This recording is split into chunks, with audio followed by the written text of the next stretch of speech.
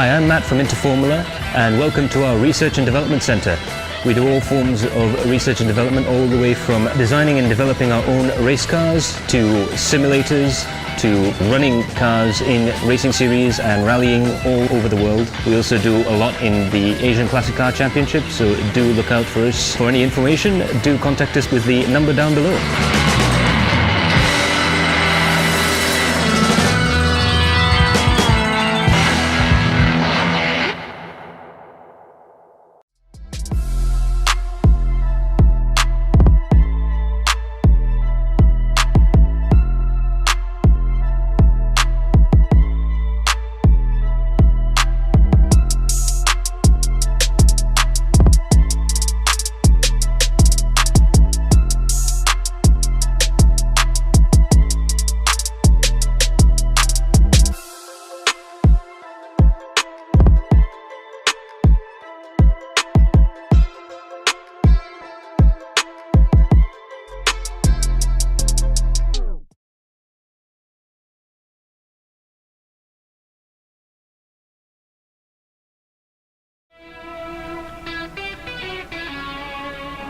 Good evening, ladies and gentlemen, and welcome to round 2 of the Adrenaline Impact iRacing Malaysia Championship. We are at the fantastic Silverstone International Circuit pre-Aero era, and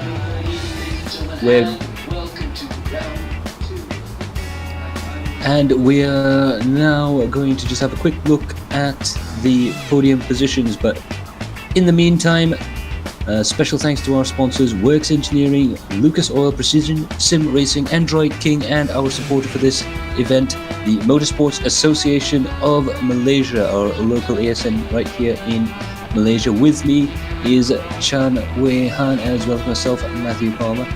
And we're just going to have a quick look at the podium positions. Ruben Wong took the round 1 podium positions for Team URT Pink, taking home 30 points and that 100 ringgit product voucher from Precision Sim Racing.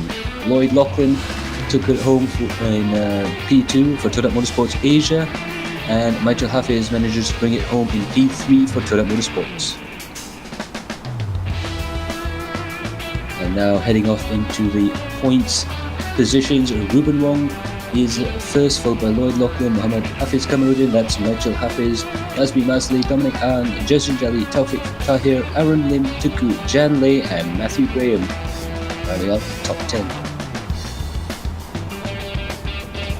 In the team's championship, Team URT Pink has 49 points to their name, and they're leading the championship, followed by Toyota Motorsports Asia with 45 points, and Padawan SRC B with 44, followed by Toyota Motorsports, URT Blackpink, Outer House FCR Performance Team A, Team URT Black, Toyota Motorsports Revolution, Outer House FCR Performance Team B, Dante's Toyota Motorsports, and Padawan SRC A.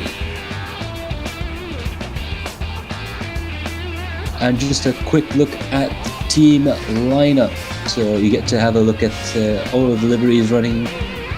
It's the first time we've had proper liveries for everyone, with Sim are going for a little bit of a simplistic white look to their car, but 778 Autosports definitely keeping it colourful right up there. The Android King cars, there's 2 sets of Android King cars, and there's 4 Team URT cars, as well as quite a few Toyota-backed teams as well, so there's going to be a lot of drivers, a lot of teams to look out for.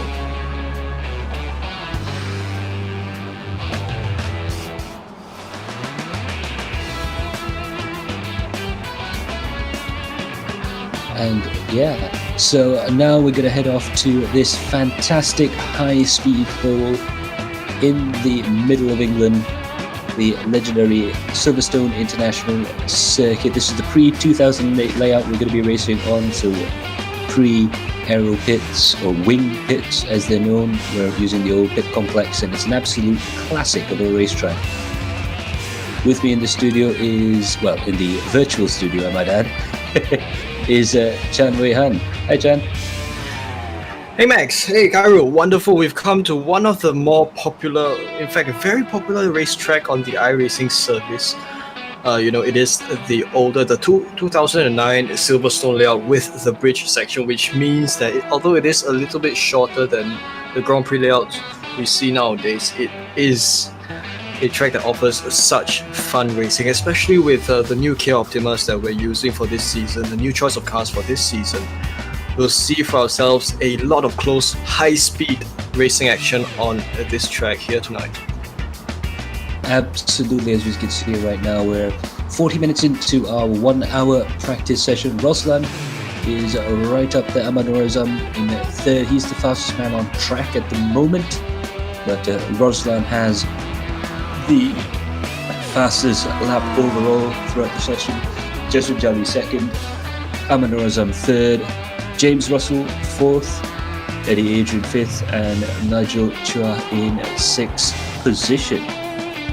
So absolutely going to be a very close race. You can see from the timing screens there, the top five being covered by only half a second, less than half a second in fact, about 0.3 of a second. So it looks to be shaping up to be an absolutely exciting qualifying session and a very, very close race indeed.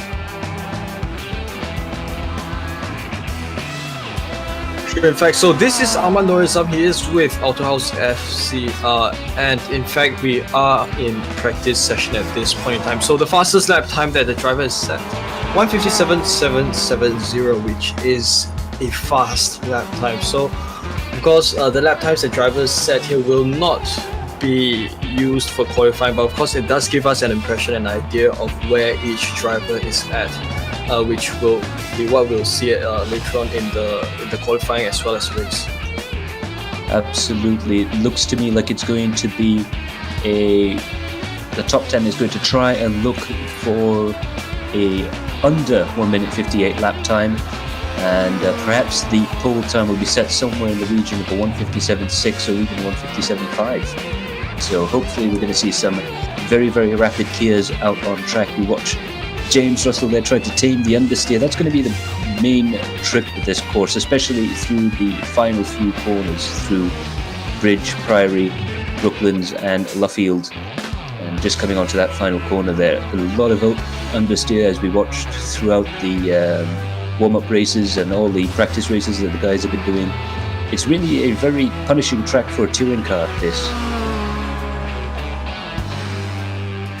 Sure, even though this track is, it does have many long and wide sections, there are corners, especially coming towards the bridge section and also some chicanes here and there. These are all set up places where you will be pushing your cars quite a fair bit. We are with James Russell, and in fact, we have in fact put up a form recently, a form that we really use to understand, to get to know the drivers a little more. So as I open up the form, James Russell, he does live in Shah Alam. He has got lots of karting and rallying experiences in real life, and other than iRacing, he has also been racing on Race Room.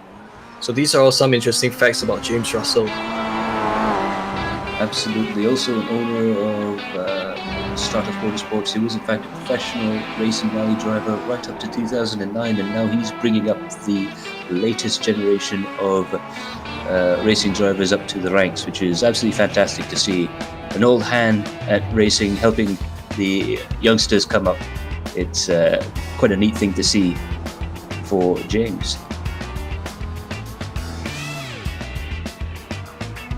Of course, James is 6th on the practice lap time standings. He has a lap time of 1:57.958, so it's just under the 1:58 barrier, which not many drivers have managed to make it across.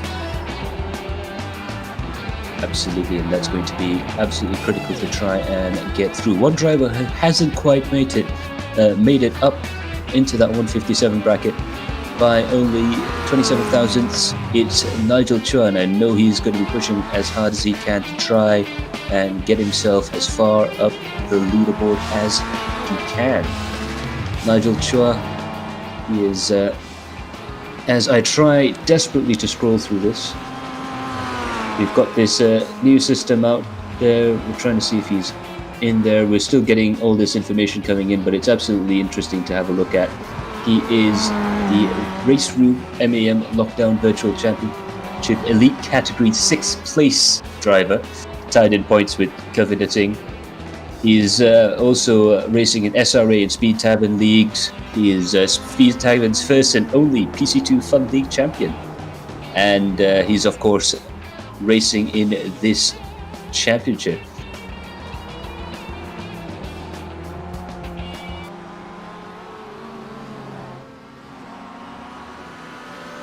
And this is Aaron Lim, who is 11th on the practice lap time standings, 150.134.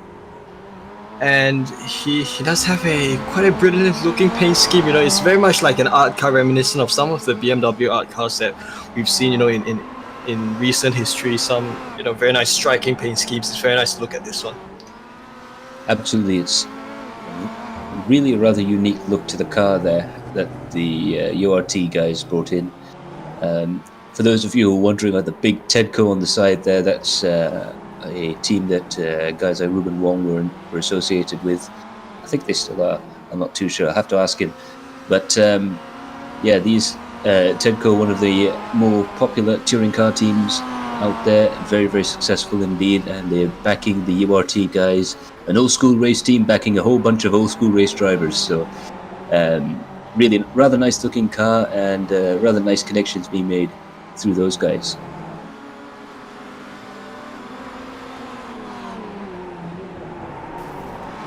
Oh, a little bit of contact. You know, of course, during practice, you do still have areas where there are many cars on track. And, you know, you do find yourself with other cars that don't exactly have the same pace as yours. So this is Lloyd Lachlan, 15th on the practice lap time standings. He is also one of the drivers that we've always been looking out for. Absolutely, he started out as a privateer, didn't he? Yeah, if I recall, he did, and right now he's with the Todak Motorsports Asia team. Of course, Todak Motorsports being one of the big teams. You know, a lot of representation in this AIMC series that we've seen for every now and then. Absolutely, the story of how they tried to get the team names up for both the URT guys and the Todak Motorsports guys is something that really you could write a nice little article about. But they've gone even so far as to have Tokyo Oshad on board with the Dante's Todak Motorsport car, and yeah, absolutely fantastic stuff. Lloyd Lachlan, however, for a while there, didn't look like he was going to be in the Todak Motorsports team, because over the previous season, it almost looks like himself and Michael Hafiz, who's the real kingpin behind the Todak Motorsports esports outfit, they sort of ended up hitting each other a couple of times, but they seem to have kissed and made up, literally and figuratively, and got themselves into the same team with each other. And it's nice to see that they've managed to sort out their differences, and they're definitely working together quite well.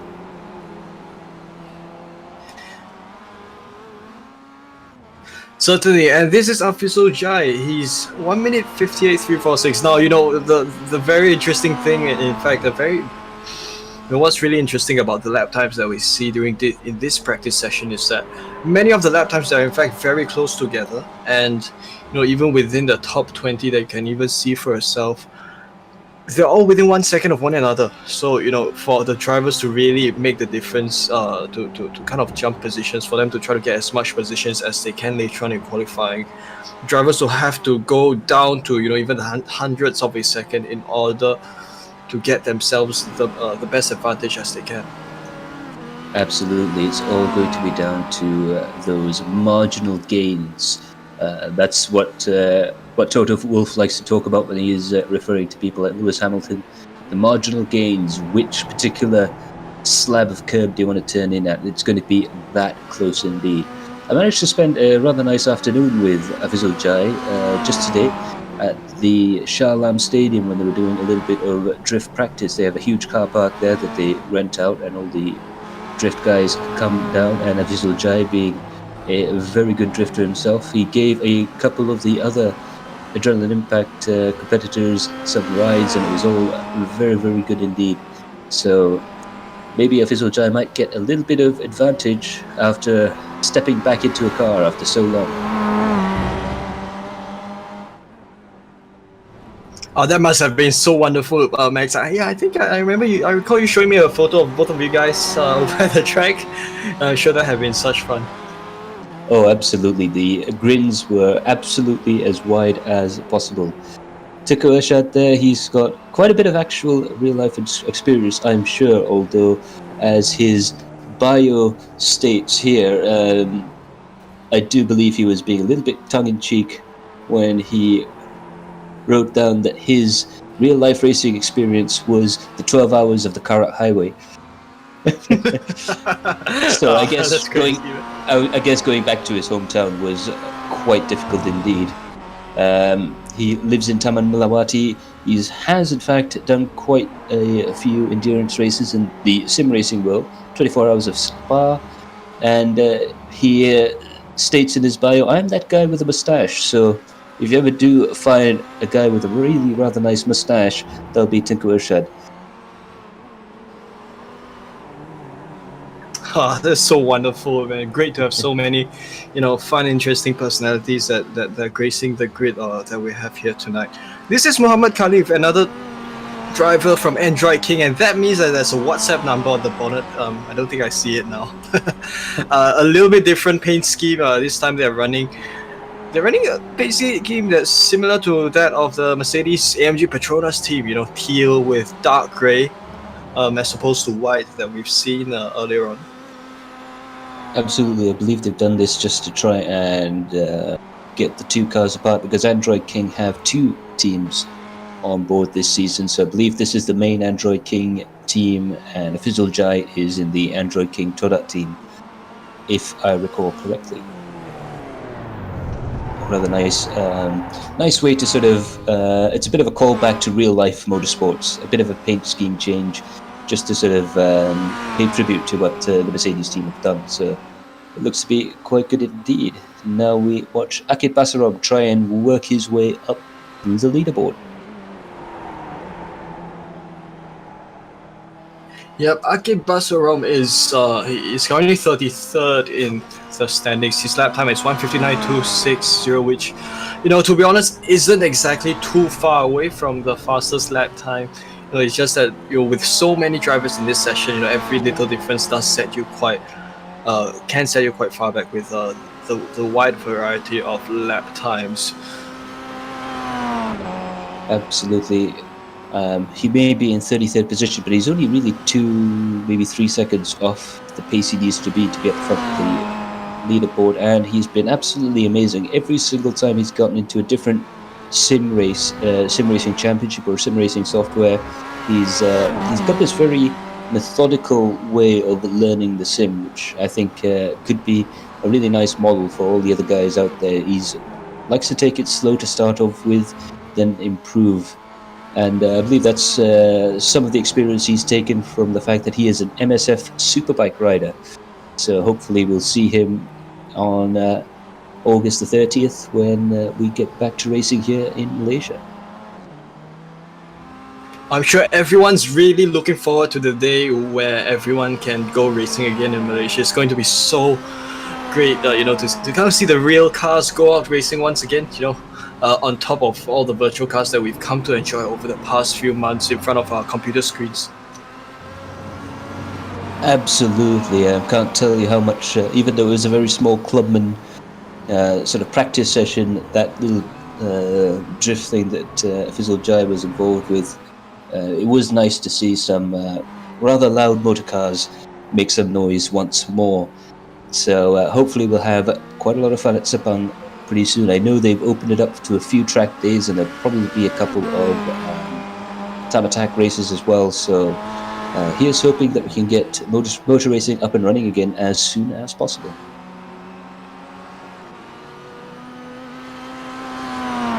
We now have a look at Aslan Manap, who is 37th in the practice lap time standings. So, of course, he's also another driver who's having a good time. He has quite a nice silver paint scheme. It does remind me of some of the old style, old school fighter jet airplane paint schemes. When planes were still steel plates. I think it with this paint scheme, it gets replicated quite well on this. Either that or maybe I'm seeing something wrong. Oh, absolutely. They've gotten that polished aluminium, or polished steel look down quite well. It sort of looked like they're going out to war as opposed to going motor racing, but I do have it on good authority that these guys do want to actually, in fact, race clean. So hopefully, when they're dogfighting through the last few corners there, they don't get the machine guns out. Wonderful. You know, in sim racing, realism dictates that you're not able to use any in-game weapons. You know, as much as some people would have liked to see. Yeah, but it's always nice to play games with cars and guns every once in a while, but definitely not in sim racing. So this is Mitchell Hafiz. He's in 40th, and we've got 4 minutes left to the end of the practice session. So he has, if he wants to set a faster practice lap time, he would have probably 2 or 3 laps to do so. Absolutely. It looks like he's pushing that car quite hard indeed. Now, a couple of days ago, he did finally get back into a proper car for the first time around Sepang. I know he was literally scratching the skin right off his arms with the withdrawal symptoms from not being able to race his touring car. And it looks like he'll be able to hopefully get out there and try and improve on that 40th position. We know he's very, very quick in a front-wheel drive car. He's perhaps just a little bit late coming into the session there, which explains why he's down in 40th. But yeah, it looks to be a very, very good race indeed for Nigel Hafiz. Hopefully, anyways.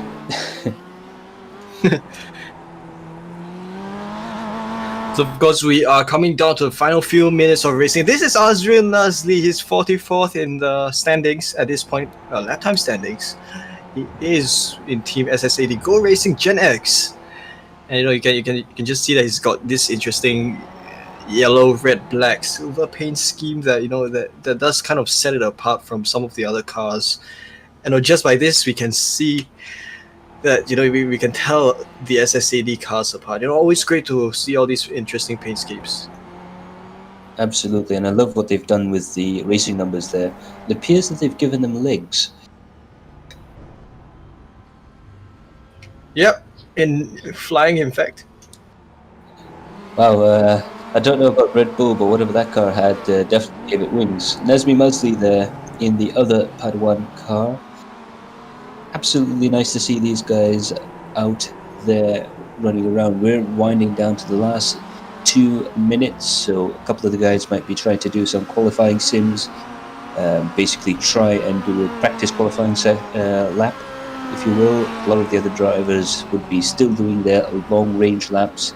These cars, they're not filled to the brim at the start of the race, so we will see at least one pit stop.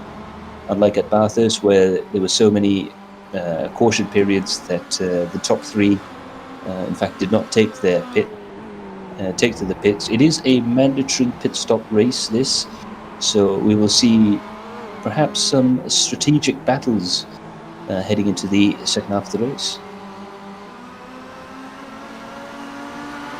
Yep, and so early on in the race, we've already got kind of a three car battle thing that's kind of shaping up. This is one of the longer straights that we do see.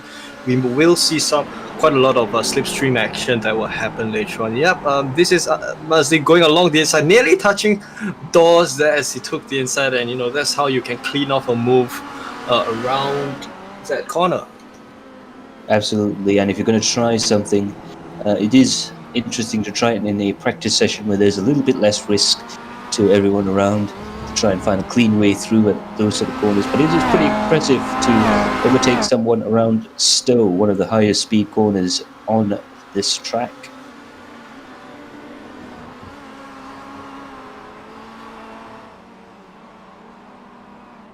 And now we move to the Drift King.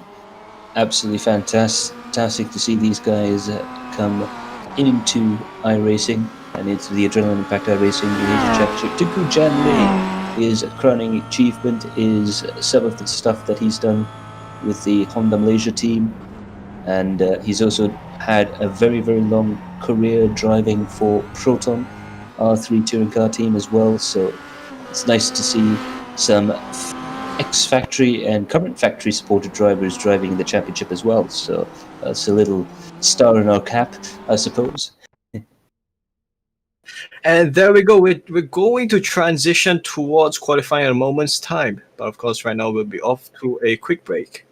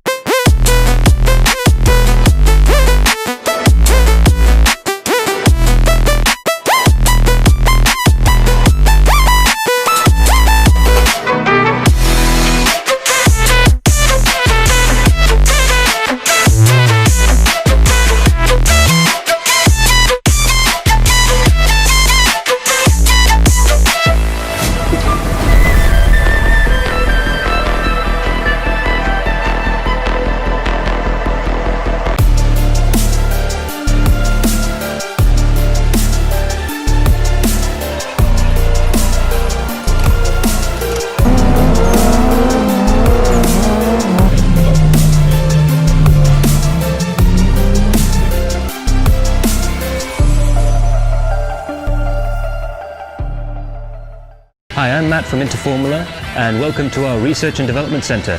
We do all forms of research and development, all the way from designing and developing our own race cars, to simulators, to running cars in racing series and rallying all over the world. We also do a lot in the Asian Classic Car Championship, so do look out for us. For any information, do contact us with the number down below.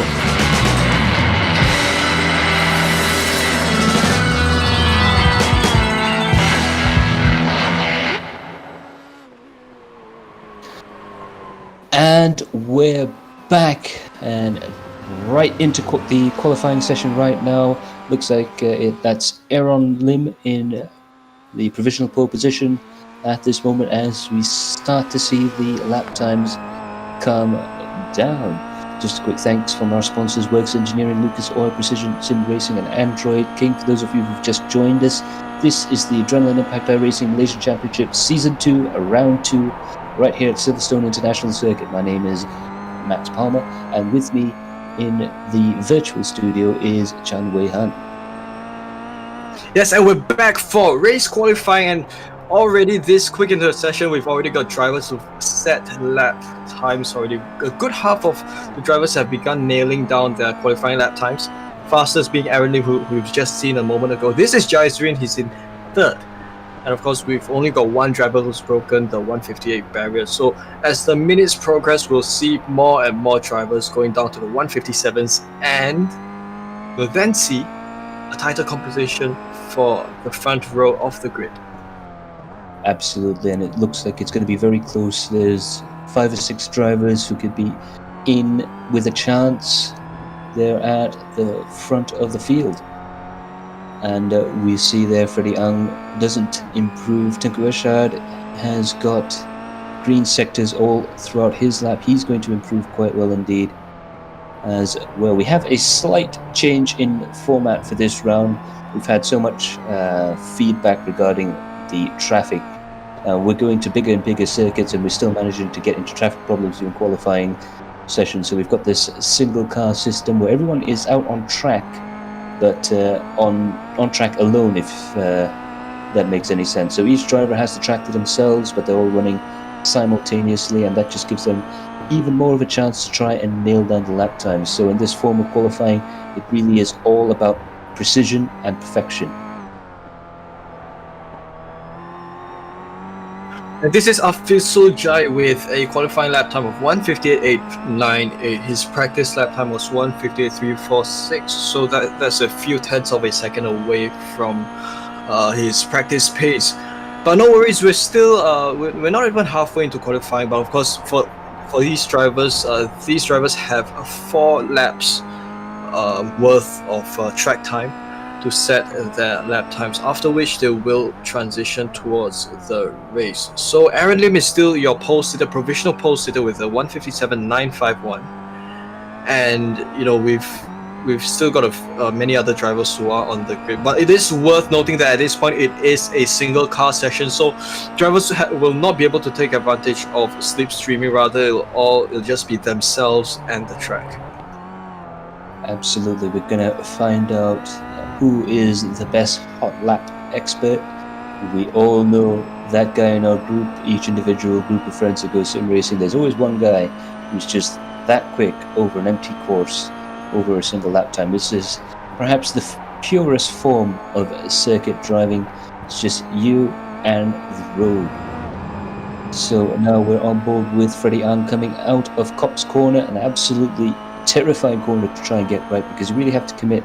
Now coming into Maggots and Beckett's, lots of curbs, going into the second corner in that sequence, coming up to a park called Chapel. That's because there used to be a chapel on the side of the track. A lot of these corners are really harking back in the day when this used to be a disused airfield. Now, bombing down Hanger Straight, there used to be 2 big hangars on the right hand side, one of them owned by the Jordan Grand Prix team at one point, down into Stowe. Very, very quick corner, and you really have to try and get yourself gathered up before the exit, because the road drops away here. And coming up into Club Corner, got to watch the understeer going in and got to watch the understeer going out in these front wheel drive cars as they try and struggle to get some traction. They're making good use of the inside of the Club Corner. Now, of course, this is one area that is not exactly being sanctioned by the iRacing track limits. So, of course, there's no issue for them to take that corner in this manner. Now, this is the bridge section layout that was used in the 2009 British Grand Prix. And of course, this is where all the fast, high-speed passing would happen. You know, of course, over here, some of the corners that are kind of on-throttle turn-ins, which means that you'll see a lot of cars being pushed to their limits as they take those corners. And very quickly, they are now down to the few hairpins. And this is going to be coming towards the end of the lap. So this is Freddie Ang. He has yet to set a qualifying lap time. So let's see what lap time he's able to put as he crosses start-finish line. He's set himself a 1:58.594, which puts him at provisional 11th. Absolutely, quite a good lap there from Freddie. He's going to go into the pits he still has a little bit of time left. There is time enough to try and do 2 more laps if the drivers need them. We're at minute 10 of qualifying out of 15, so we've got 5 minutes left to go out there on the course. Ruben Wong, a well-known touring car driver, he's taken the plunge into iRacing and into the Adrenaline Impact iRacing Championship. He is one of the linchpins, if you will, of the URT organization, and he's going to try and make the exit out of Luffield work. Now it's flat out run through Woodcut. Back in the old days, you've gone from Abbey Corner and Bridge and go directly to Woodcut, which was absolutely frightening indeed. And he hasn't managed to improve his lap time, but not by much. He moves up a place into 25th position with a 158.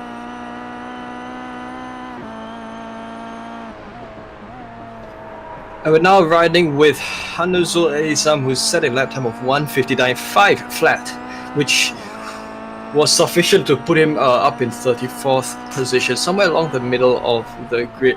Now, of course, we've not seen a drastic change in qualifying lap times. Do note that these drivers, they cannot afford to go off track, or because going off track will invalidate their lap times. So Aaron Lim is still a provisional positor, followed by Arif Roslan in second and Jaisrin Jali provisionally in third. Absolutely, we see Nigel Chua in the top 10, Mohamed Safri aka Ajeb in the top 10 as well, and in 10th position is Imran Danish, who absolutely was flying through the previous few practice races. He's quite an interesting driver, just a teenager getting into sim racing, and it's turning out to be a very interesting place to try and get your feet wet in sim racing before you take the plunge and go into karting or into Formula 4 and all the rest of it. Shami Aizan there with a message to all the guys. Good luck, expect a 2-stopper. So that's going to be quite interesting indeed. And we're now with Jaisri Jali, who is going to come around the start-finish line. His previous fastest lap time was 1:58.143. What lap time is he going to set as he comes across the start-finish line? Unfortunately, not fast enough to best his 1:43 lap time, so he retains third position, provisional third.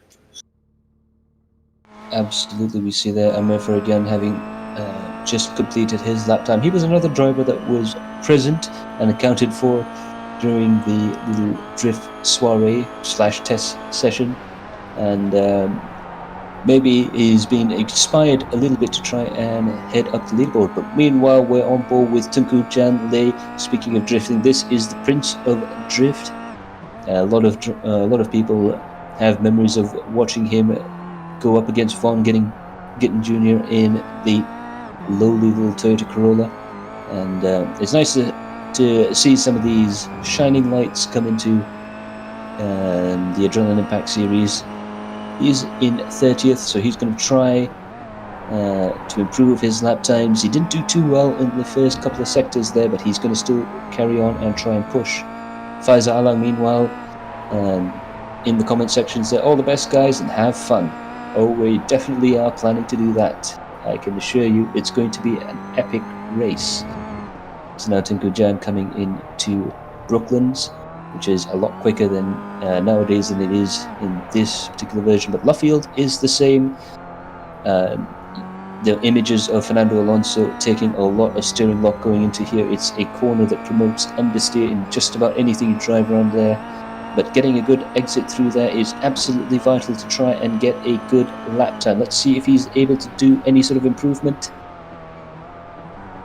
Unfortunately, it looks like he isn't able to improve on his 1:59.284.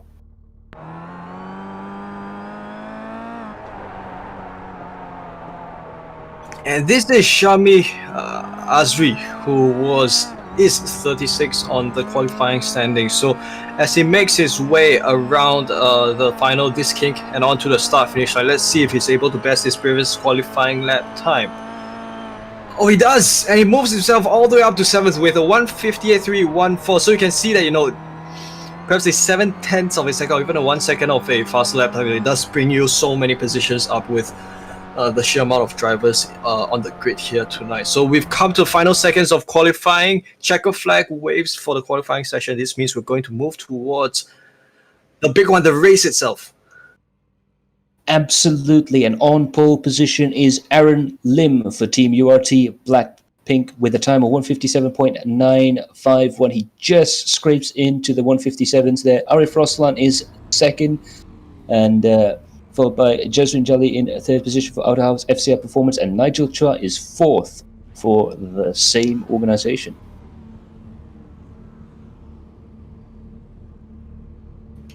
In fifth, we have James Russell and Jay Chong in sixth. Shami Azri is in seventh, and Muhammad Zafri is in eighth. Of course, these are all drivers 3 to 4 tenths of a second within one another, so you can see that the pace of these drivers are very, very close together. Absolutely, it looks like everyone is going to be very quick indeed. We've got quite a few Tata Motorsports drivers. We've got quite a lot of Outer House drivers as well. I believe the entire Outer House FCR Performance team are in the top 10, and we also have quite a few URT drivers as well. So the big hitters up in the top dozen or so drivers. We're going to go on a little bit of a parade lap before sending the cars on their way. This is going to be very exciting indeed. A lot of the drivers strapped in right now, perhaps feeling a little bit nervous there, and some of them perhaps beginning to try and think about their strategies. So we've calculated that some of the drivers might need a two-stop strategy depending on how heavy they are with their right foot. Some of the drivers might only need one. So this is going to be a very interesting strategic point to see if any of the drivers can make a one-stopper or a two-stopper work.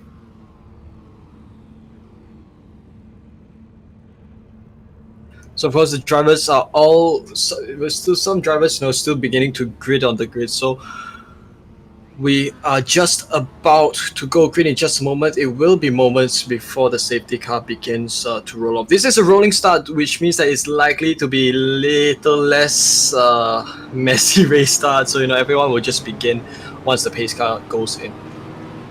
Absolutely, and now the cars begin to roll out through the final few corners there. Aaron Lim there pacing the field with the safety car. He's got to really watch for that car ahead to try and make sure he's in a good position. Arif Roslan in second. He's pacing himself quite well on the outside row of the grid. He is, I believe, in fact, an SSAD driver. So now the safety car comes in. We've got the lights going. The safety car does his usual swerve into the pits, and now Aaron Lim has control of the pace of the field. The red lights are on. When they go off, it is go, go, go. It's a green flag. The start has commenced, and a huge load of cars coming in through there. The Outer House FCR guys battling. It's almost a team battle out the front there, but Aaron Lim manages to make it work, and Arif Roslan manages to claim second position. They've really managed to get that start down just right, but further behind, James Russell has moved into fourth position. Jaswin Jali in third. Nigel Chua has managed to get himself up into fifth position. Amir Faridian has done a fantastic start to get into eighth position, and now he's really pushing Zafri, aka Ajab, there as hard as possible. So it's absolutely flying start, and luckily a very, very clean start indeed as they dive into Stowe. Will Amir Faridian try to make another move? He decides not to go for it, perhaps wisely, and it looks like everyone is away clean as a whistle. What a fantastic start to the race as they now progress towards the opposite side of the track. This is the chicane, and they come upon the club corner. So cars some drivers might take advantage of the excess of tarmac along the inside. So everyone's making their way through that corner. Some cars going inside, some cars even going a little bit wide, and I think there might be some cars who might have gotten a slowdown penalty through that section. So we have a cluster of Outer House FCR cars and some more overtaking action that's been taking place. Some pushing, and a bit of contact. Someone's getting pushed a little wide, nearly hit the wall there. But of course everyone's made it through rather safely this section, and we now come to the exciting part, the bridge section. Absolutely, and everyone's heart must go out to Lloyd Loughlin there for a second.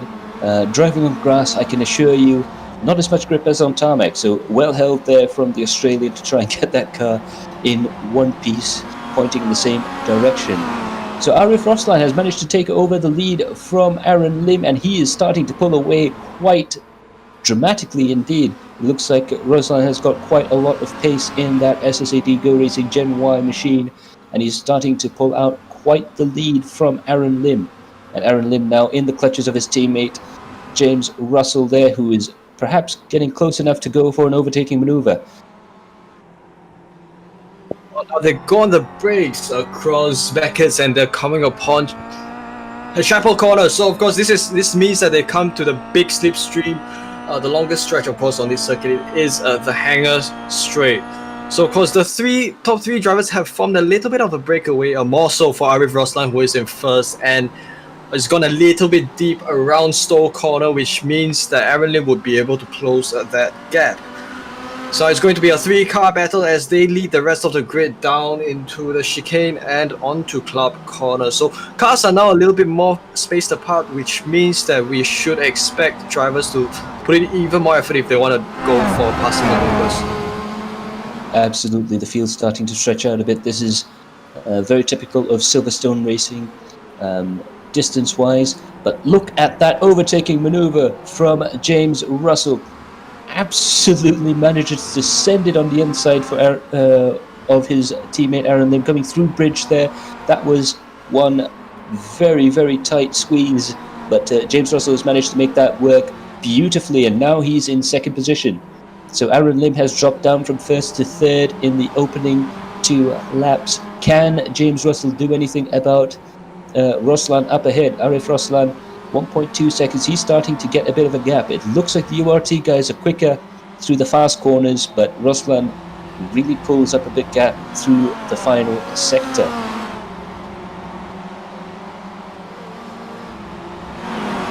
We've now come to the part where there's a big crowd of cars, but everyone's in a single file queue, and we're now riding on board Ilham as he comes across the first corner. Now the cars are now reasonably spaced apart, so minimal slipstream that they'll be able to take advantage of, and they're now coming upon Megas and Beckers, which kind of breaks the pace a little bit, but of course it's all about trying to get the path of least resistance in order to carry that momentum through, which will then lead them onto the Hangar Straight. They want to get themselves the best exit as possible in order to get the most advantage as they go along with the Hangar Straight. Absolutely, Ilham Levy there. He's got his sights on Freddie Ang up ahead, and Freddie and Dominic look like they're trying to set something up. Ilham might be a unwilling sort of witness to what's going to happen up ahead here. He's going to have front row seats. It looks like the 2 URT guys are trying absolutely everything to get to the back of this Outer House FCR train. It looks like these guys definitely have a little bit of a strategy going up. They're trying to stay as a team together. You see this a lot in touring car racing. You used to see it in Super Touring back in the 90s and in WTCC, almost to the point where they changed the format for qualifying to have team qualifying. That was how how much of a pack racing thing this sort of team racing can get. So that's going to be very interesting indeed. And with these URT guys, fortunately they're quite far down the order. The Outer House guys also slipped back quite a bit. Jezrin Jelly really has to put his foot down now to try and regain the positions he lost through the opening part of the race. Of course, if we look at some of the gainers of position and also some drivers who might have dropped a fair ways back, Arif Roslan, he began from second and he's up to third. James Russell climbed 3 positions. Aaron Lim lost his race lead, but this is Farid. He's gained 4 positions from where he began earlier on at 9th. So they're now making their way across Megas and Beckers, and you can just see that these front-wheel drive cars, they do take the corners ever so slightly differently. You can see that the cars do kind of rotate differently through the corners. Instead of rear wheels pushing the cars, it's just the front wheels kind of pulling the weight of the car around the point and around the corners. Absolutely, and we could see this battle brewing up between Amir Faridian and the man up ahead, Nigel Chua, both teammates, or rather out-of-house FCR drivers, both definitely wanting to be the fastest out-of-house driver for sure. And Amir Faridian, perhaps he's being a little bit inspired by the fact that he finally got to get back into some loud and fast machinery today. Having had a chat with him, he's definitely in the right frame of mind to take the battle up to the front of the field. So we'll see if he's able to get the better of his teammate.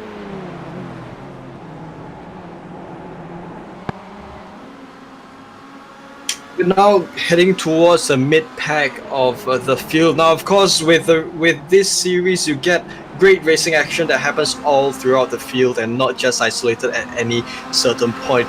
This is Calvinder. He is in P19 at this point now. We're not exactly used to seeing him at this place. No, if we recall back in the MX5s, he will usually be fighting at the pointy end of the grid, but no less, he's putting up for us such a great show. Wherever he's racing, and he is sandwiched between Ahmad Norazam and Tengku Shande.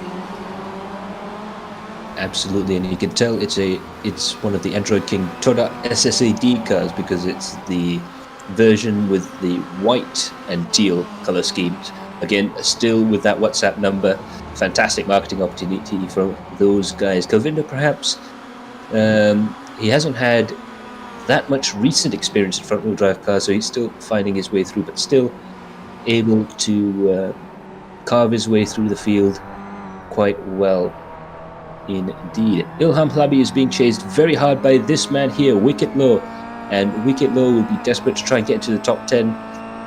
The points go up quite dramatically once you're in the top 10 position, so you really want to try and get yourself into that position there. And there was a car there that went on the side of the track there, so we're not too sure who that is. It isn't James Russell or Aaron Lim, so perhaps that was one of the cars that were further behind. But Wicket Low now trying to go side by side with Ilham Hlabi coming into the braking zone there. Ilham Hlabi's got the inside line. He's managed to defend quite well going through Abbey. Now the next corner, Bridge. It's going to be very, very exciting indeed, and he's close enough to Freddie Ang up ahead to try and do something coming into Bridge here. This might be a really rather dramatic overtaking spot coming up ahead here. I do apologise. That's Club Court. Sorry, that's Abbey there, and this is Bridge. But the point remains: Ilham Hlabi is in a real tight spot indeed.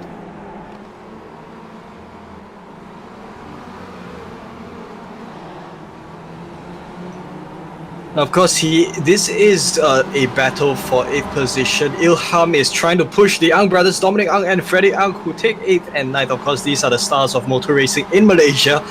Really glad to have them on the field. And a little bit of stuttering issues, connection issues, perhaps for Ilham they might have just faced. These are some of the challenges that come with sim racing. This is Freddie Ang. He sits in 9th behind his brother Dominic Ang.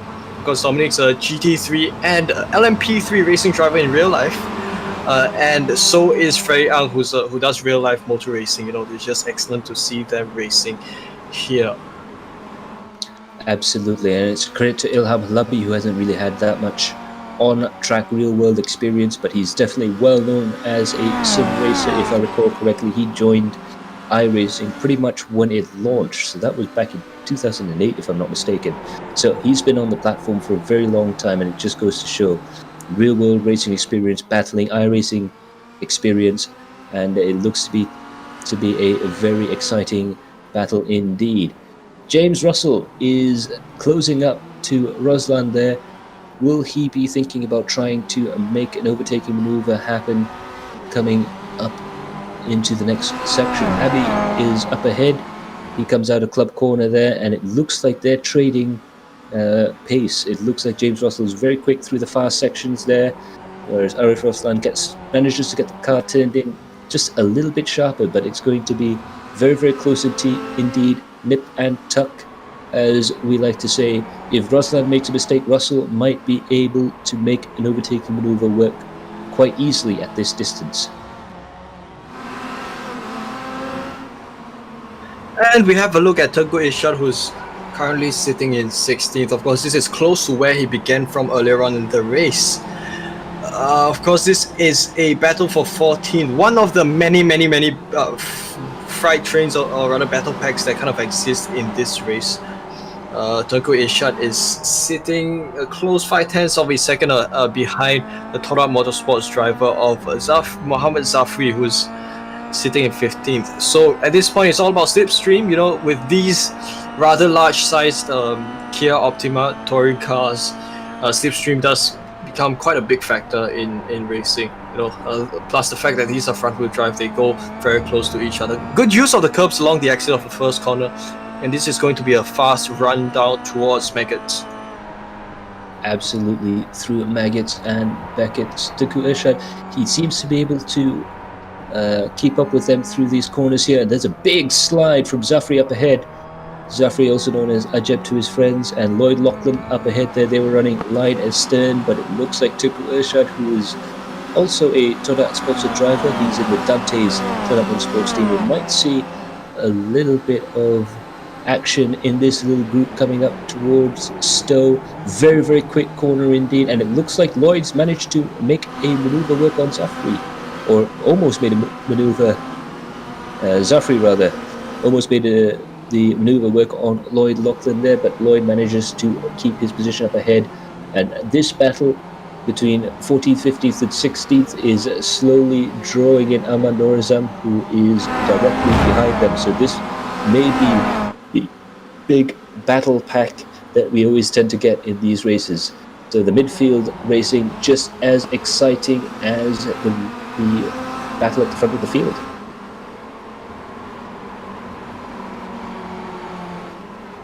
We're with Wicket once again, and good switching of positions, or other cars jumping on and about. This is Wicket, he's in 11th, and we see a bit of car contact. That's probably going to be someone who's you know, come to tussle a little bit, and that's probably going to, someone's gonna go around. Some incidents here which is not, you know. Ooh, that's a big incident there. It looks like one of the URT cars got it on the curb and got it side by side. 3 into Luffield doesn't really work there, and it looks to me that that's a big incident indeed. There was just too many cars coming into that corner there, and it looks like Freddie Ang came off the worst in that particular incident there. There was bumping and grinding between all different teams, and all I could see there was that Freddie got pushed out. There was just absolute chaos coming into the final corner there. Real shame for Freddie Ang. He was doing quite well, battling in that little field there, but that's unfortunately broken up the little battle that we had from about 10th all the way down to 15th, which was looking to be very interesting indeed. And this has moved Farid up to 4th position. Now we've got quite a Todak invasion, Auto House invasion up here along the pointy end of the grid. So Farid and Nigel Chua, they are now fighting for position, and this is a fight for 3rd. Of course, we've got that was Farid and Jaisri, both of them teammates. And of course, Nigel Chua is up in 2nd. He's also not too far ahead. Absolutely, but it looks like there was another URT car up ahead that's gone missing. We're still trying to look for where Russell went, but it looks like James Russell also had a bit of an incident. He is well down the order right now. So Ruslan is in the lead, followed by Nigel Chua, who's quite far behind, 5.7 seconds up ahead. Jezri Jali in 3rd position, and Amir Faridian in 4th. They are battling for the last step of the podium, but it looks like Ruslan might have been able to run away with it ever so slightly. We now look at Zafri lining up his next move on Norazam.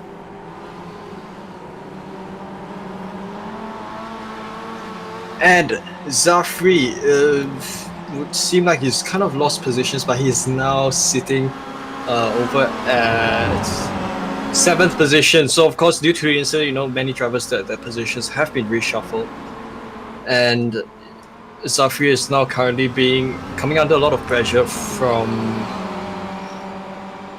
the driver behind him. He's now in. I do apologize. I have to try to reset my live timing. the live timing is getting a little bit overexcited itself, just like the rest of us. But I believe Zafri is being chased by one of the lap cars, in fact. Meanwhile, Ilham Labi, he's down in 12th position. He lost a couple of positions there. Abizul Jai up ahead, and he's battling with Eddie Adrian in 10th position. So this looks like the midfield battle starting to reform yet again.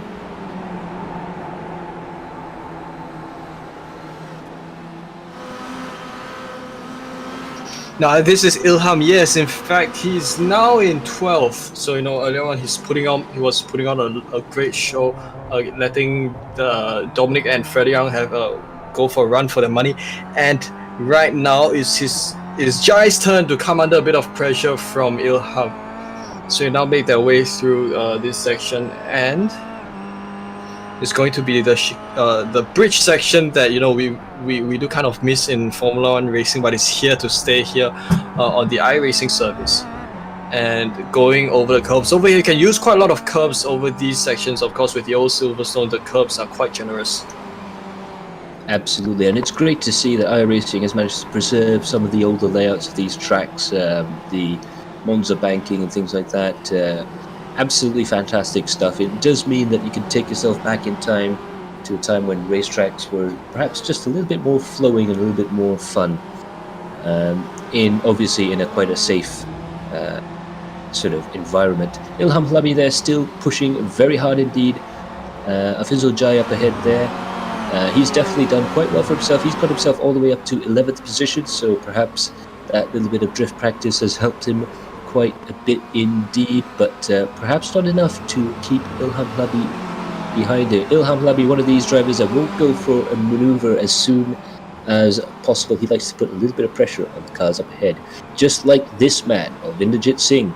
Will he be able to make something work with Michael behind him and Afid Fadlan up ahead in the FR 778 machine?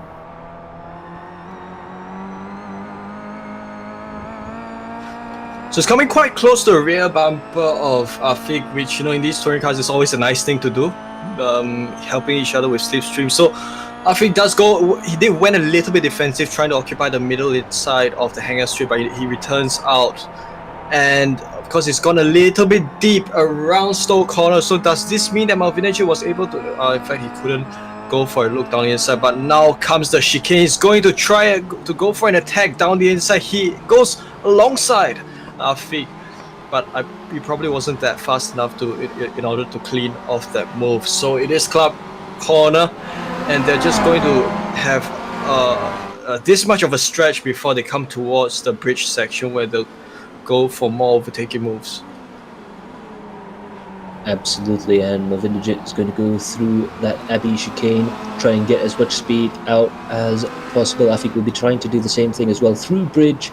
Absolutely frightening corner. You have to commit to a racing line fairly early on, and you really can't see the exit until you're pretty much all the way through the corner there. Now through Priory and into Brooklands, that's another braking zone that they can really close up the gap on the car up ahead. Malvinacci seems to have the pace advantage, but he's running a little bit wide through there, taking a slightly late apex coming out of Luffield and through Woodcote, and that seems to have given Afik a slight advantage, and that was a big impact from Malvinacci. That was incredible. The car seemed to have just speared off to the right hand side of the track there, and that seems to be Malvinacci out of the race. Surely that is incredible. It looked like a failure to me. So if we ever have the opportunity to have a look at the replay, we could be able to see that, but this is Zafri who's come on to 7th. Absolutely there, and Zafri, he's just about starting to catch up with the cars up ahead. Norazam slowly closing up to the front of the field there, and there you can see Afik Fadlan further down the leaderboard, down in 13th position. He's just got a whole bunch of pressure taken away from the back of him. We're still not too sure what happened with Melvin there, as he is known in the sim racing world. He doesn't usually make silly mistakes like that, so I'm quite surprised, and I suspect there may have been either a sim or a car related issue there. So really Rather disappointing for him, but Afiq Fadlan is starting to catch up with this battle up ahead here. That's Nazmi up ahead in 12th position, and a lap car is between himself and Ilham Hlabi. So will Afiq be able to get back to the tail of the top 10 battle?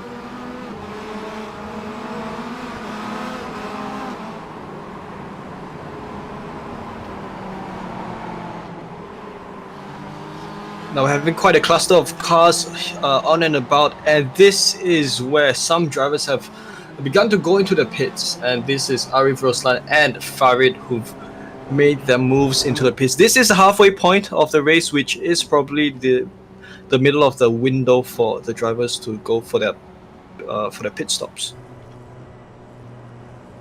Absolutely, and this might be the start of the two stoppers. Perhaps some of them might try and make it all the way through. It is a little bit early for a single stop strategy, but if the drivers have good data for the first stint, they might be able to make a bit of an educated guess and try and go for one stop strategy. But this is really in between the two stopper and one stop strategy windows. So perhaps a lot of these guys will be trying to hedge their bets coming through here. But some drivers who aren't hedging their bets is Jezrin Jali, Nigel Chua, Eddie Adrian, Ilham Hlabi, Nazmi, Mazi, Taufik, Azri, and Lim. All those guys, sorry, Lim just came out of the pits there. That's Aaron Lim. So the drivers you can see there, the top 7 places, have not pitted yet. Perhaps they might want to try and go a couple more laps and try and get a bit of an advantage there, because obviously the more time you spend in the pits, the less time you're out there trying to drive the pace of the race.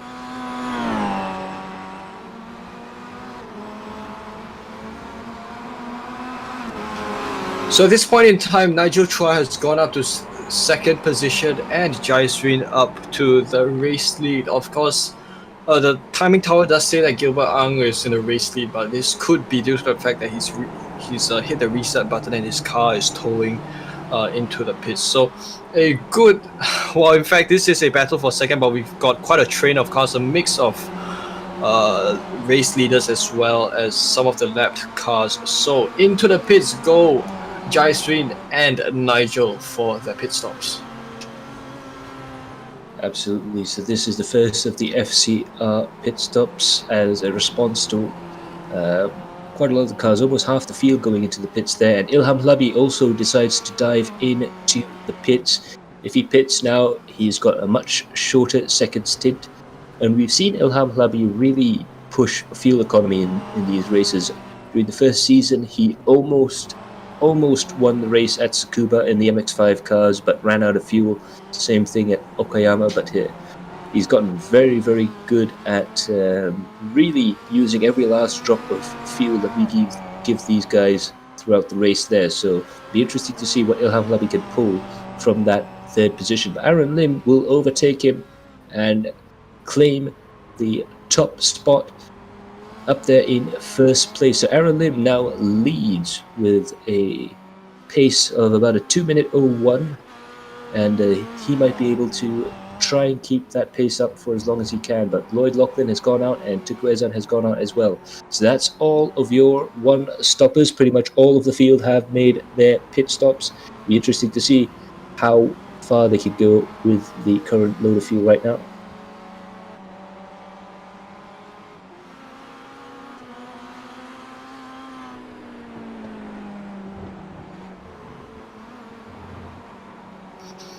So we're coming towards minute 25 of the race. So this means that we have 20 minutes to go. So reshuffled, or rather the grid, the positions returning to what it was before the pit windows began. Aaron Lim is in the race lead and Tengku Ihsan Lei is in second. So this is it's really an exciting battle for the lead. In fact, they've all got quite a or this is probably Ihsan and Lloyd, these two drivers fighting for second rather. First place is a distant 9 seconds ahead. So this is going to be a battle within the podium spots itself. Absolutely, Aaron Lim there. He must have had a absolutely mega in-lap and absolutely mega out-lap to make that pit stop work for him strategically, to be able to get that big of a lead. But of course, we can't discount the fact that Aaron Lim has a lot of race pace and a lot of experience in trying to nurse these touring cars. There is and they're still fighting with Lloyd for second place, and now we ride on board with Ahmad Norazam, who's trying to go around the outside. Let's see if he'll be able to do anything there. Up ahead is Roslan and Ruben Wong. Further up ahead still, these guys were up there. Roslan especially was right up at the front, the sharp end of the field, but unfortunately he's dropped back, especially through the pit stops there. But they're definitely pushing as hard as they can to try and make any overtaking movers work. And it looks like that was Dominic Ang overtaking Aman Razam there. Fairly dramatic scenes there, and Dominic very close to his teammate Ruben Wong. He really doesn't want to try, and give him some space. Ruben decides to tear off into the pits. This might be an advantage for Dominic, it might be an advantage for Norazam, depending on how things go. But Intercops virtually flat out in the Formula 1 car, obviously not quite here, but they still managed to go through that corner at well over the national speed limit, up to 150, 180, 190, 200 kilometers an hour entering into this section here. And it looks like Roslan there had a bit of a wild moment through Maggots and Beckett's. Dominic Ang is up ahead there. Roslan meanwhile is fighting with Azam, who is defending quite well through that section there, and that might draw Dominic Ng into the contention for the slipstream effect.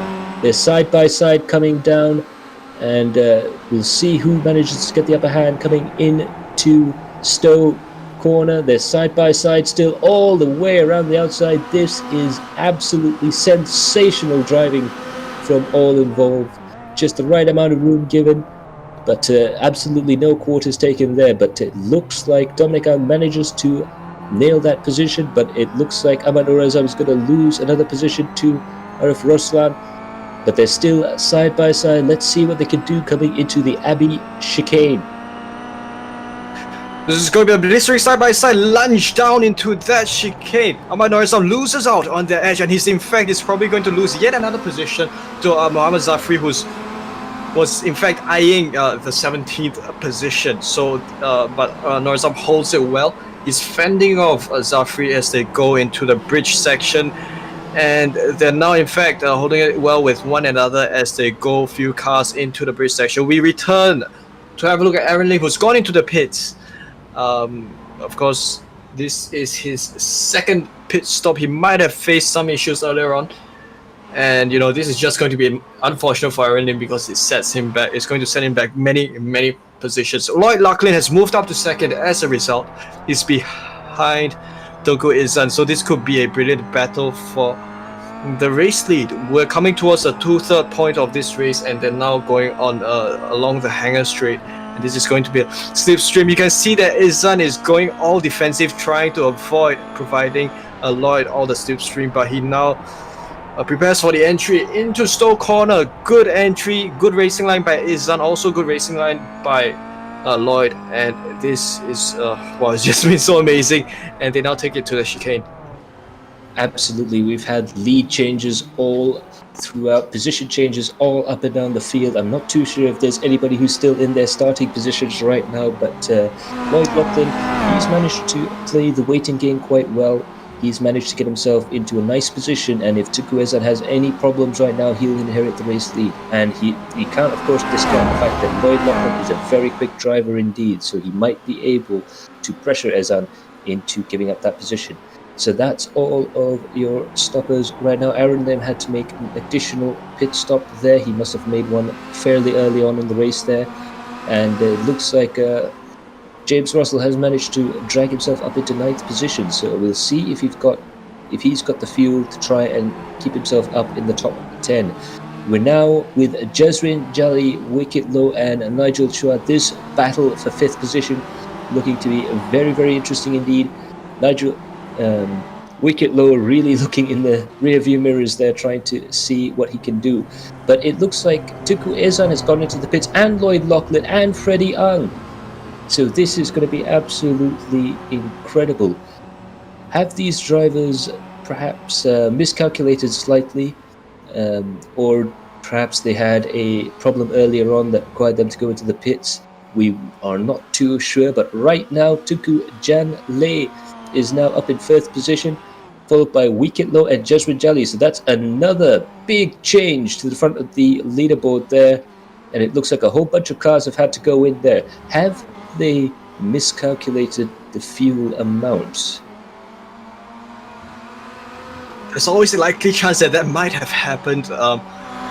But of course, but if we do have a look at the number of stops that the drivers have made, those drivers who you've just seen making the pit stop, some of them would have made their 2nd pit stop. So I guess sometimes you don't always have the best strategy in mind, and sometimes you do have to back out of it during the race.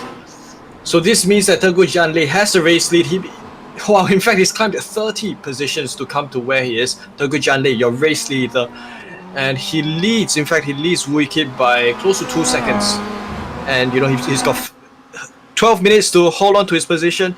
If he holds on to it, he'll it will serve him very well. And it's just a margin that he's probably trying to hold for himself. He's going to come upon some lap traffic. So once you have lap traffic, that comes within range, right? You can always use it to your advantage at different points. Absolutely, and now this battle here, which may in fact help Teguh Jan Lei in the long run. Jesrin Jali, Wicket Low, and Nigel Chua are battling quite hard for the 2nd position. They're pushing as hard as they can, and in fact they've caught up with Teguh Jan Lei. So the drivers definitely have quite a lot of pace, and Teguh Jan goes off into the pits as well. This is absolutely amazing stuff here. And there might be a clue in the lap times there. Teguh Jan Lei, his best time was 1:58.8. He did an absolutely incredible job to get up from down in the 30th position up into the lead. But there you can see Jesrin Jali with a 1:59. He's got an overall slower best lap, but he is now lapping in the 2-minute bracket, whereas Teguh Jan Lei was lapping at a 2-minute and 2-second bracket. So he was lapping 2 seconds slower than this man here, Jesrin Jali, who finally manages to find himself back up into the lead.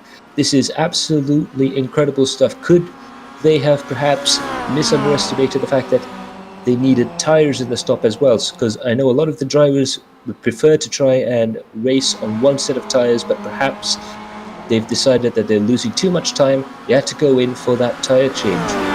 And it looks to be very, very interesting indeed. Ilham Labi, he is following this train of cars with Norazam, Roslan, Zafri and Ershad right ahead of him. And it looks like there was another lapped car. That was Fairuz, who graciously gives way, coming through, bombing down into Club Corner, which rather confusingly has Abbey written on it. I've never really quite understood that, but I guess they're just trying to keep the old commentators on their toes there. But Ilham Labi definitely getting very much closer to the man ahead of him, the man we're in fact riding on board now, Teguh Ershad.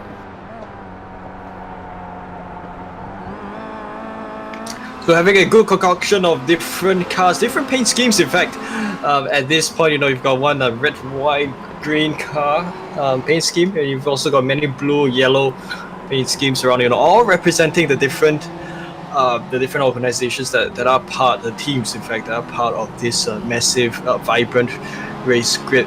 This is a battle for 6 positions, so we have an average of 4 to 5 tenths of a second that separate these cars, and they now come upon this. What's so great about Woodcote Corner is that I think sometimes overtaking moves can happen if you're fast enough, if you know how to make your moves work. And this could mean that we could see battles last all the way towards the final corner of the race. Absolutely, and there's been so many iconic moments at Woodcote, right up to even in Formula 1 when Jody Scheckter spun the car coming out of the final corner there, and that was quite a dramatic way to end the lap indeed. But just looking over at my drink, I know it's been a bit of a running meme so far in this championship as to what I drink and how much of it I do drink, and I can usually tell if this has been an absolutely exciting race by the amount of 100 plus as it is this time around that I've had, and I've literally only had about a quarter of it. And I'm usually down to the last few bits there, so that's quite entertaining indeed. Saiful Arifin has had a bit of an impact there, so that's going to go and have a quick replay to try and see what happened there. And that's Saiful Arifin going side by side with one of the URT drivers, and it looks like there was a big impact there. That was with car number 15. So Saiful Arifin, very unlucky to be in that situation there, and that's going to be pretty bad for his race indeed. A race-ending incident, in fact, and both these drivers have made their way, have in fact resetted their cars and gone into the pits. So it's unfortunate for them that they no longer have the opportunity to fight all the way up top in the grid. And this is Arif Roslan, who's sixth position at this point. He began from second earlier on in the race, so he did lose a couple of positions, but he's still fighting very hard with the cars ahead of him and trying to fend off pressure from the cars behind of him. Absolutely, he's dropped quite a few positions. In fact, he didn't just drop 4 positions, as the graphics there said. He dropped down quite a lot, and he's managed to make a bit of a fight, a bit of a comeback there, and he is in a position now where he might be able to find himself up in 4th position. It's all within a second from 4th down to 9th, pretty much. All that group of cars there. It's going to be almost like a Moto2 or Moto3 slipstreaming battle at this point. Sort of MotoGP style, and it's going to be very interesting indeed to see who could get the best run down hanger straight and who's brave enough to try and go side by side through Stowe. So now we see Arif Roslan has pulled his cards out to Irshad is also going side by side with Zafri. This is going to be very entertaining indeed. Let's see if he can try and keep that inside line. Tengku Irshad manages to claim the apex of that corner there, but Zafri now has the inside line coming into the first section of Club. Will this be a overtaking maneuver around the outside? It doesn't look to be the case. Ilham Halabi now is side by side with Tengku Irshad. He's gone for an overtaking maneuver, but he may just lose a position compared to where he started that whole sequence. That is absolutely fantastic racing, wheel-to-wheel action all up and down the leaderboard there. It looks like Tengku Irshad is still fighting hard to try and keep Ilham behind him. This is Aaron Lim, who's, he's come back from damage. Oh, contact! Replay once again. This was another incident that he's gotten into, and this is just unfortunate. Let's have a look at the replay and see how it happened. Absolutely, you can see he's tried to go into the corner there, but he didn't quite realize that there was a car coming up on the inside quite quickly. Unfortunately, he's just got himself tangled up, and now he's down into 24th position. So very, very unfortunate for Aaron Lim there. You could say perhaps a little bit too close to call. But now we watch Nigel Chua. Jezrin Jali is still in the lead. Nigel Chua is in 2nd position, and Amir Faridyan is in 3rd, followed by Dominic, Norazam, Roslan, and Irshad. And right behind Irshad is Ilham Halabi, who's trying to push as hard as possible to try catch up to Irshad, who's doing a very good job in trying to get a little bit of a lead going in comparison to Ilham Halabi, but we know Ilham is going to be very, very quick indeed. So coming up to these final 5 minutes, we might make it to a 23 or 24 lap race. As you can see there, even right up there, Dominic Ang and Amir Faridyan are going side by side. There's contact. There's contact again through Stowe. It's a very difficult corner for Ahmad Norazam, and I do apologize there. That was Ahmad Norazam and Dominic Ang who tried to go side by side. We know how difficult that can be going through Stowe, and unfortunately it didn't quite work out for Norazam there. So I'll be very, very he'll be a little bit disappointed with that, I'm sure, but he'll be pushing hard to try and get past Roslan and reclaim that 4th position. So some more off-track action by some of the cars here. This is Arif Roslan and Ilham Halabi. They are going side by side. In fact, 4 cars going too wide each nearly at that point. And, this is going to a 5-car battle, a battle for 4th position, and the cars are just all exchanging positions. They come upon the final few hairpins, and this is where, if you position your car at the right place, if you can find a gap, this is where you can in fact push for overtaking moves.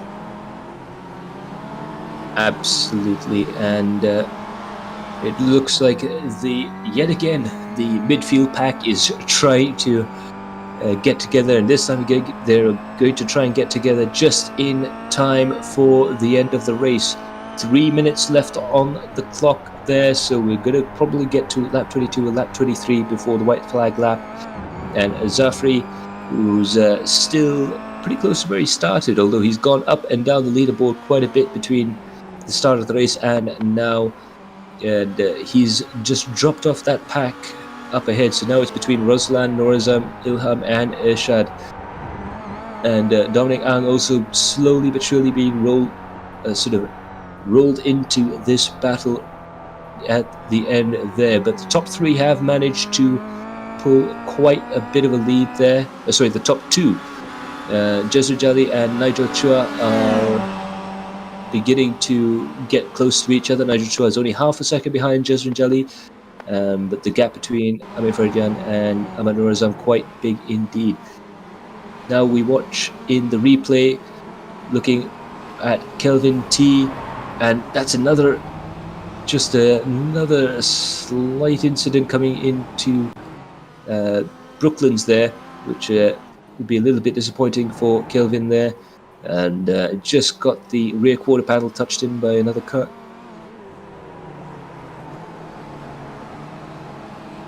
And this is Nigel Chua in second, and this is another battle for lead. Of course, as you have observed the race from start to finish, you've seen a lot of lead changes that have taken place. So this is a battle for race win, and of course the gap between the first and second drivers tonight, they've ranged from a few tenths of a second to in fact a few seconds. So at this point, it's going to be 0.5 of a second between Nigel Chua and Jezri Jali. Of course, the latter being the leader of the race. They're coming upon some lap traffic, and this means that it's just going to make things a little more challenging for them for the race leader to kind of hold his race lead. We're down to with Tengku Irshad, who's in 8th position. He is now kind of putting pressure on the cars in front of him. Ilham has moved to 7th position. Because you've seen Ilham taking moving about a few car positions earlier on in the race, and wow, what a 5-car battle this late into the race, in fact, and it's just so amazing. Absolutely, this is all shaping up to be a fantastic last lap here at Silverstone. Jezri Jali is in the lead, but Nigel Chua is getting closer and closer. Dominic Ang is in 4th, but in 5th position, Ahmad Norazam very close behind him. Ruslan managed to make an overtaking maneuver work. Ilham and Irshad are still very close behind. You can see Ilham has managed to make that overtaking maneuver work on Irshad. He's been trying very hard to try and make that work, but there's been a big impact there, and cars going all over the place there. There was one driver who had to take to the grass there. That's going to be quite dramatic indeed. But meanwhile, Amir Farjan has managed to get himself up into 3rd position. Dominic Ang is behind still, however, and just behind him is Norazam and Ruslan side by side, door to door into Abbey. And will they be able to make any sort of moves work? It looks like Ruslan is just a hair ahead, but Ahmad Norazam has the inside line going through bridge. Can Ruslan keep that up? Yes, he manages to keep up ahead, and it looks like he's managed to get that position through Priory, but Ilham Nabi managed to take that position as well. Jezri Jali wins the race from Nigel Chua just behind, and this battle is still going on right now. Let's see who's going to come up into 3rd position. It looks like Amir Farjan has managed to make that work. As you can see here, he's streaked off into the distance. Amir Farjan takes 3rd, Dominic 4th, Ruslan, Ilham, Norazam, Irshad and Zafri, as quickly as I could say it, managed to race finish. That is incredible, isn't it? This is so amazing. Of course, we've got Faisal Jai and those drivers who've finished from 11th and beyond, and the battle is still ensuing over here as we move towards the middle of the grid. This is Chok Fan, who's coming home in 15th, and we've got a battle for 16th right behind there. It was going to be Lloyd Lucklin and Zainul Hassan 19th and 17th respectively, and with the other drivers across the grid, this is the point where the drivers are all finishing their final laps and ending off their battles. Event's not over. We've still got some more action to come. We'll have a word with some of the drivers later on as we have a look at some of the battling that's coming towards the end of this checkered flag. Absolutely, and that's going to be fantastic stuff. I know Jasmine Jelly has been waiting for this win for quite a long time, and Amir Faridjan should be very, very happy indeed to get himself up to third position. But Nigel Chua up in second, he must be really beaming right now, and he almost had the win.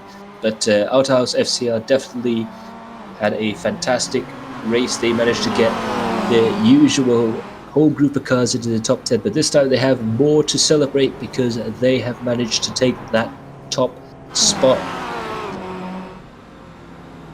Now we see some of the last drivers going through there, and it looks like Tamizi Yusuf is out of fuel. That is so heartbreaking, with only 200 or 300 meters left to go in the race for the car to be slowing down like that. That must just be absolutely terrible.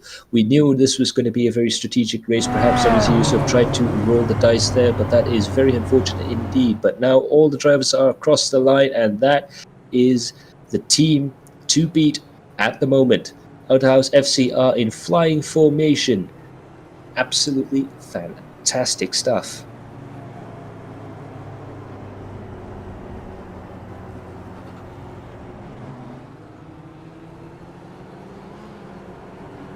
As we wait for the provisional results to come up, you can see these guys are absolutely loving it there. And there you see the top 3 positions: Outhouse FCR cars, Outhouse FCR Performance Team A first and third, Outhouse FCR Performance Team B in second position. Absolutely fantastic stuff there for Jasmine Jali, our winner of round 2 here at the Silverstone 2009 Grand Prix course. Nigel Chua is in second position for Team B. Amir Faridjan has managed to help himself and Jasmine Jali get a lot of points for the Outer House group in third position. The first of the URT cars home, Dominic Ang, is in fourth for Team URT Black. Arif Roslan, who put up one heck of a fight to try and get up into fifth position in the SSAD Go Racing Gen Y car, followed by Ilham Halabi in the Todak Motorsports machine.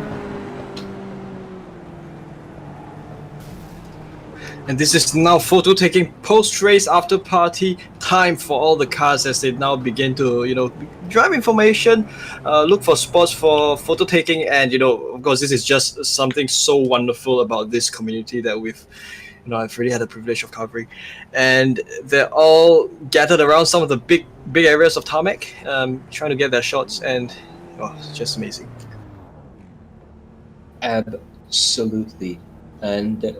Do you mind Paduka's name coming up there in 51st position? He's our steward, incidentally, and he's just decided to pop himself in as a driver just to get his name out there. Paduka Shoaib, by the way, our chief steward. He'll, I'm sure, have quite a lot to review at the end of this race. Absolutely action-packed coming through here now as they're trying to line themselves up either for photo taking or a demolition derby. Either one can happen after the race. It's great because they don't own the cars. They don't have to pay for the repair bills afterwards. A little bit of de-stressing there indeed. But Outhouse FC are just proving that consistency is key when it comes to trying to win in the Adrenaline Impact iRacing Malaysia Championship. They were the Season 1 champions, and it looks like they're going to be very tough to beat this time around. Of course, cars from each team are clustering together for their shots. Now, of course, the one thing that we missed from Mount Panorama last week was that ramp where cars would fly over the corner. Of course, you don't exactly have that here at Silverstone, but it's just something nice nonetheless. Absolutely, and before you ask, yes, the drivers did spend a rather worrying amount of time during practice trying to look for a jump here at Silverstone. There's a little bit of one out of stow, but not really enough to get the cars too far out. Now we'll just have a quick look at the start there. And it was very dramatic stuff. A lot of position changes happening now. Absolutely, a fantastically clean race. A couple of incidents, but that we'll obviously have to have a quick look at. But overall, Silverstone is definitely a very interesting track to race on. It seems to promote good racing, doesn't it? Yeah, it certainly does. No, in fact, I would imagine that the wide, big nature of this track, long straights, and of course, good fast corners.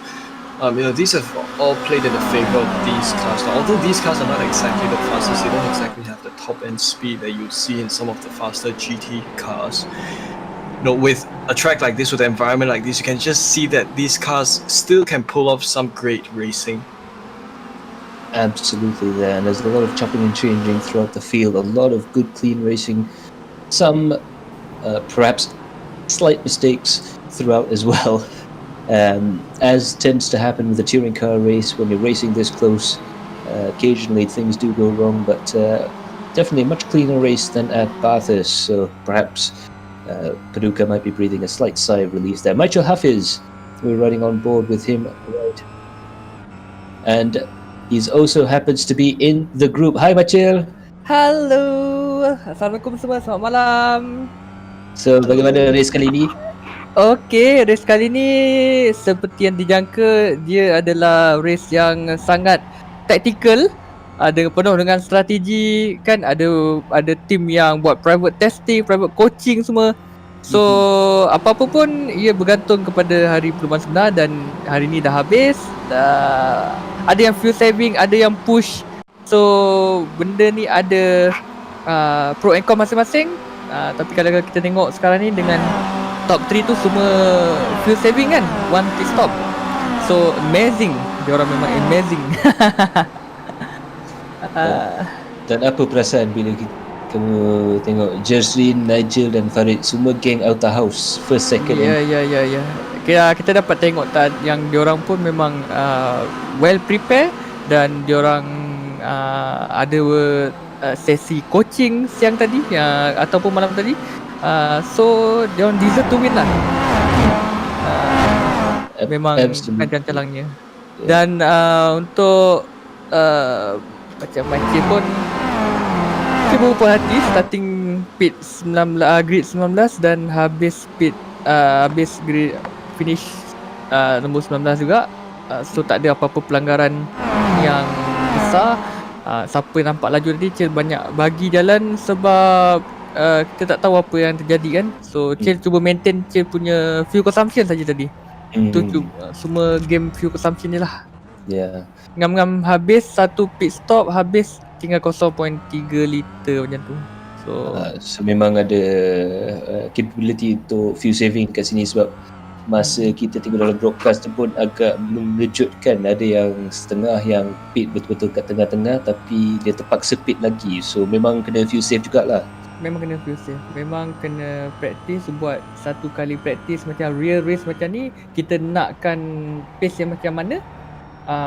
Dia pun ada practice hari Sabtu hari tu pagi, pace yang macam ni. So inilah yang result yang dapat. I okay with this result. Okay. Mungkin bukan third place, tapi boleh tahan jugalah. Still in the middle.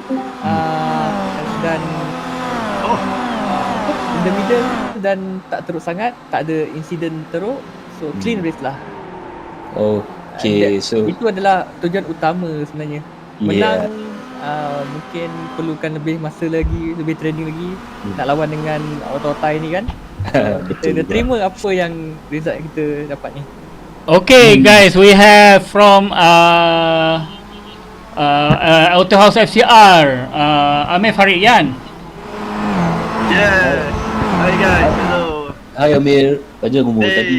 Tadi pun baru jumpa. Apa perasaan dapat juga position yang bagus ni, masuk sampai third Wow, first of all, alhamdulillah, syukur hari ni PC saya, hardware saya tak ada problem. Macam season yang lepas memang banyak dugaan. So this season kita cuba come back strong lah. And then podium 1, 2, 3 untuk Auto House FCR performance is dream come true. So hopefully kita orang boleh maintain momentum team. Dan congrats to JJ, congrats to Nigel, to Azam, to Azli, to Syami. Semua maintain dengan team strategi yang dibincangkan 2-3 hari ni kan, akhirnya membawa buah untuk hari ni. Alhamdulillah, syukur. So yeah, we are very happy right now.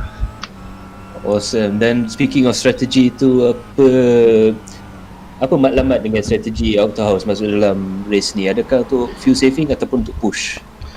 So basically kita punya betul-betul main main strategy is to survive the race. Pasal as we all know, ada macam-macam dugaan sebelum ni kan. So kita cuba yang terbaik untuk survive dan try untuk finish at least top 5 untuk each driver ke apa kan. So itu matlamat utama kita lah.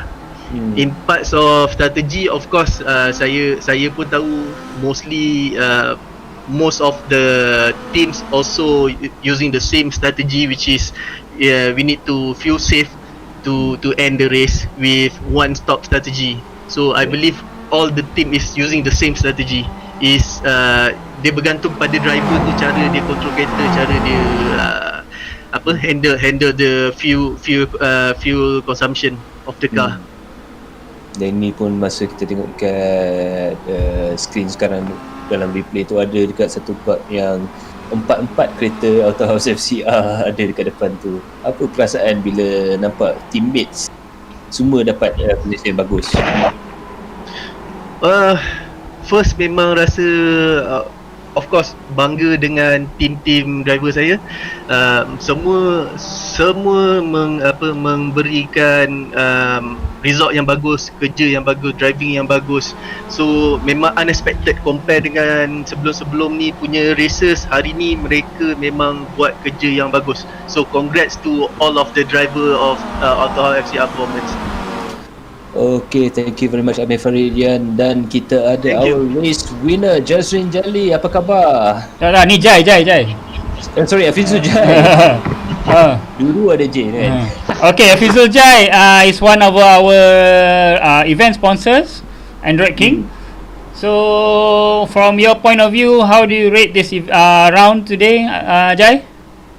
Oh, Silverstone ni dia involve banyak strategi lah. So I think the team with the best strategy, and macam contoh FCR ni, I think they discover the best setup, the best technique and the best how to tackle.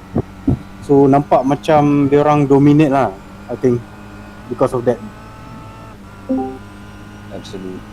Absolutely. Dan pada Jai mesti dah rasa, sebab kita pun dah just let loose a little bit. You managed to get back into your starlet, so that's right. Ada tak any influence on your result? I think maybe it helps on the sliding of the Kia. So kita berdrift juga lah sekali dalam Kia. Yeah. But yeah, it's interesting Kia ni, sebab I think from round 1 until round 2 still kita, I think for all driver dia tak 100% nak grasp how to handle the Kia in 100% condition, I think. Yeah. Sebab when kita throttle lebih, actually kita slower. Bila kita lepas banyak sangat. But then the sliding, the understeer, I think MX-5 more predictable lah. Yeah. Definitely much harder car to drive. So bagi bahagian team Android King dan Android King Toda SSAD, apa harapan untuk masa depan dalam season? I think for our team kena lagi more focus training and sharing, I think. So maybe our team leader or our faster driver boleh coach and develop us to be fast as a team lah. Kita boleh tengok contoh baik daripada FCR lah. Yeah. Dan ada apa-apa plan nak spy ataupun termasuk dalam FCR ni? Okay. Well, if you dapat masuk FCR, you are very fortunate sebab you can learn from the best in this series. Absolutely. Yeah. So thank you very much guys for all your input. Ada apa-apa last words tak? Okay, on behalf of a team, we would like to thank you Adrenaline Impact to for organizing such a very great event. Thank you to all the commentator, Max, Chan Wei Han, and Alang, all the backgrounds crew of Adrenaline Impact. Congrats guys, and thank you so much. Okay, thank you to you guys too for making this championship happen.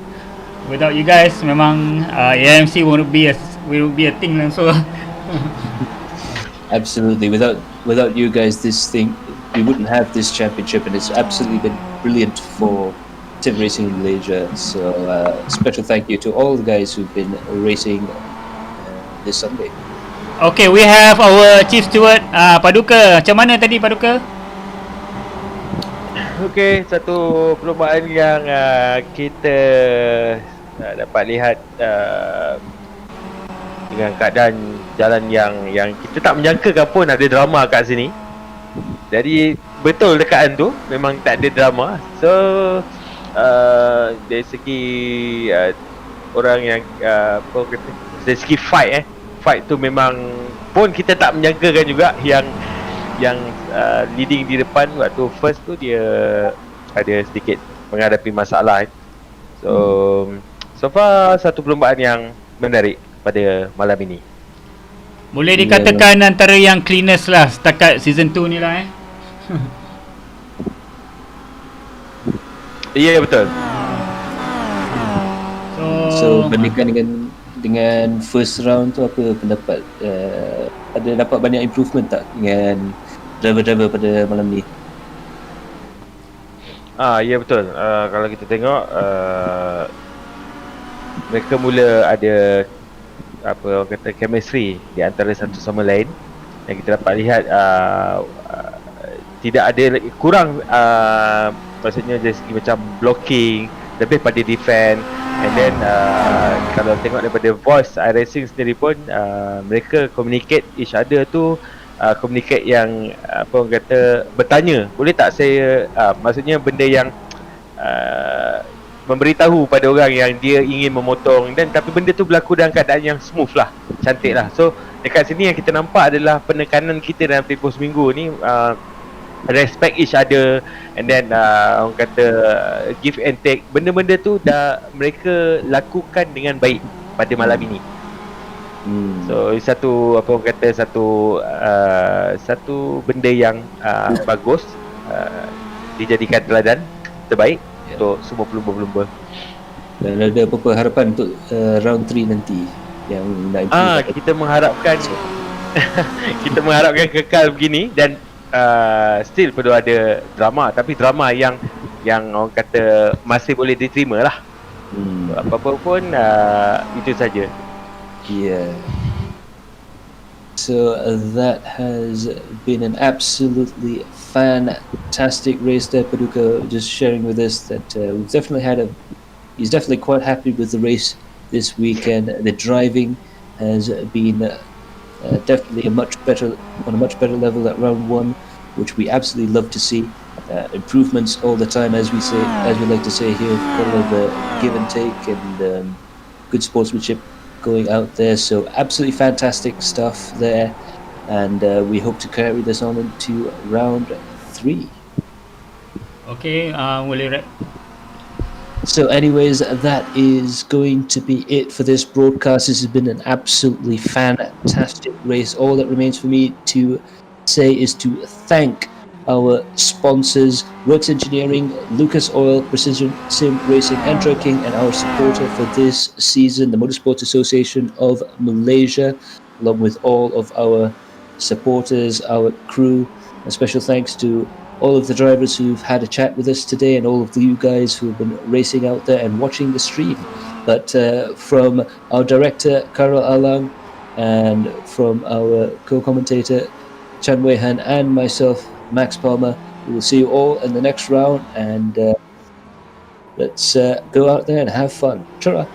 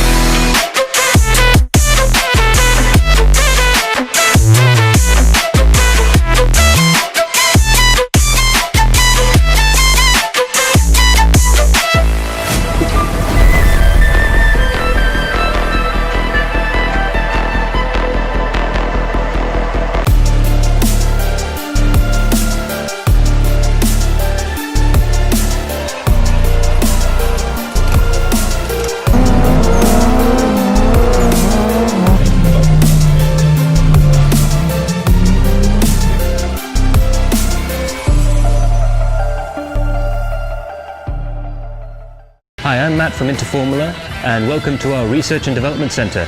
We do all forms of research and development, all the way from designing and developing our own race cars to simulators to running cars in racing series and rallying all over the world. We also do a lot in the Asian Classic Car Championship, so do look out for us. For any information, do contact us with the number down below.